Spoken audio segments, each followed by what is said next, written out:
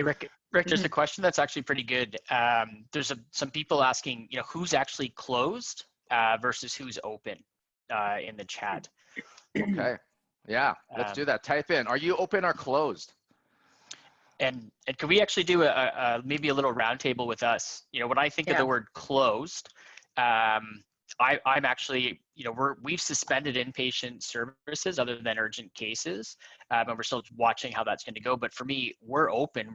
For me, when I'm doing virtual calls and following up my active patient list and all that stuff, our office is open still to be managing your patients in the many ways that we can remotely. So I would actually say that we're open.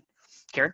Yeah, I would agree. I mean, we closed our facility doors as far as a facility, but our business is open and staff is here working yesterday, today, on the phone, on the email, had huge engagement from patients. It's been a really huge couple of days, and we've got a lot of stuff done with communicating with patients, and our phone lines are going to be open the entire time. That's awesome. I think that's a great point, Karen. I'll just share my story. I was like, I follow like over 100 clinics on Instagram, and my Instagram feed was like, we're closed, we're closed, we're closed, we're closed. And I got like super excited because I was like, your whole competition is saying they're closed, right? And we're going to say we're open and call us. That's it, right? Because then our staff is scripted to how to handle calls about in-person versus tele-rehab, church phone consultations. Yeah. There's just some businesses that are going to thrive at this time, not just survive. They're going to thrive, and I love what you said, Karen. I gotta say that this is more of a mentality thing, right? Like if you are telling your staff and your people that you're closed, they're gonna act like you're closed. Totally. If you're telling people that you're open and we're answering phones, we're doing tele-rehab, we're still actually gonna communicate and keep our patient list warm. That's a completely different mentality, and you got to get all of your people on the same track in that regard. Yeah, so I think it's good. I think one of the things that we've seen is people sort of looking at what's the baseline revenue that we can actually do. So we're actually still breaking even type of thing. Like what's our break even point, which is a key piece around the expense management side of things. And then what's the balance between offering virtual sessions and, how are people getting some good conversions at that point in time in order to still cover the costs of the individuals who are still working. So I think that I would say for me is what I've seen in our community is what people have done well. What's revenue neutral for us or break even point, and then building your skeleton model back based on that, related to whether you're still going to be seeing in urgent cases, which not all of the clinics are doing, but they've all moved to virtual and phone calls. And I think the one piece that I would say is the difference that I'm seeing on the chat right now is people are open to answer phone calls. What we're seeing in our community right now is I'm not open or not waiting to just receive a call. I'm actually pushing calls out. There's a difference between being on the defensive, where I'm waiting for a call to come in, which is great. You still got to feed those because your marketing should be going. But I'm actually reaching out. And again, there's lots of questions about, well, what do we do with physios on EI and clinicians on EI?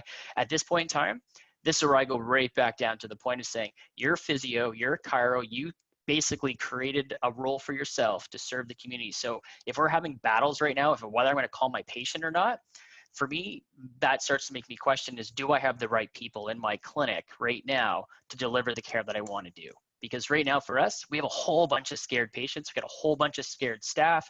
We got a whole bunch of scared people in the community. And it's our job as leaders to help and coach people and support them to rise up above that. Yeah, 100%. Yeah, I would totally agree. And I think too, this is the time where communication and our art part of our profession. We have the science and we have an art. Our art is in communication and education. And that is, I think, huge. And that's what patients are looking for and needing. Just tell me something. I don't know what to do. I'm scared. And that can be done, with the basics going. And I think, that's one of the things. Let's go back to the basics. The phone is fine. The phone is a great tool right now. Even if you don't have tele-rehab up and running, that's okay. You can get there, but the phone is a basic tool that everybody still has. And I think that reaching out communication key is so critical, wherever you're at. Karen, can you talk about maybe some tactical things that you're doing with the phones to prepare yourself for the rebound in the, whether it's like weeks to come and stuff or months to come?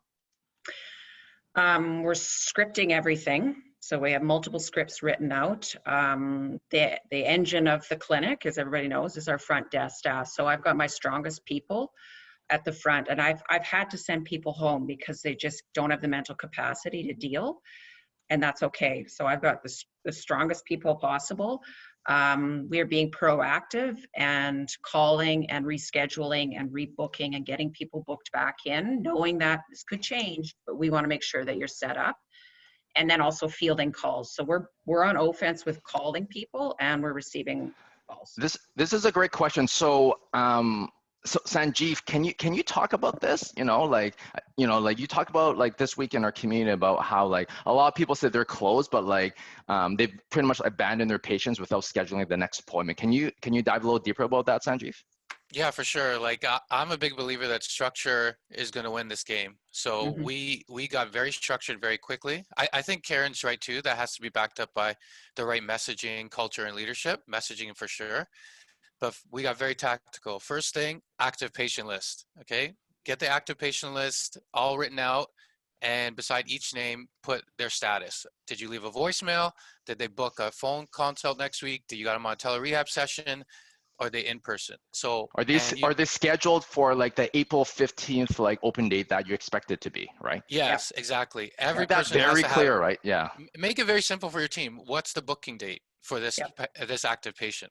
Okay, and it could be 2 weeks from now, but we want to make sure we have something in the future set with them. And anything until then, we're interacting with them still. A 10-minute phone call, a 15-minute phone call, maybe twice a week. That's complimentary until we can get their session set, whether it's tele-rehab or in person. Once we have that list done, then we're even more on the offense with marketing, right? And recruiting. Yeah. And in my experience, there's a huge sense of relief from the patients that they know, okay, good. I'm glad, like, I don't want to drop off. Like I want my care to continue. So thank you. I'm happy to book, and people are booking. Sure. They're booking. So, and I think the other part of it is record, like write stuff down, get a Google sheet, a document, everybody's name, callback date, email, phone number, write it down, because you have that then at your fingertips to call back, to email back. And that's huge. This is the offense side now, everybody. The offense is that if you say that you're like this is why I got really upset when like everyone's like, I'm closed. You are not closed, everybody, right?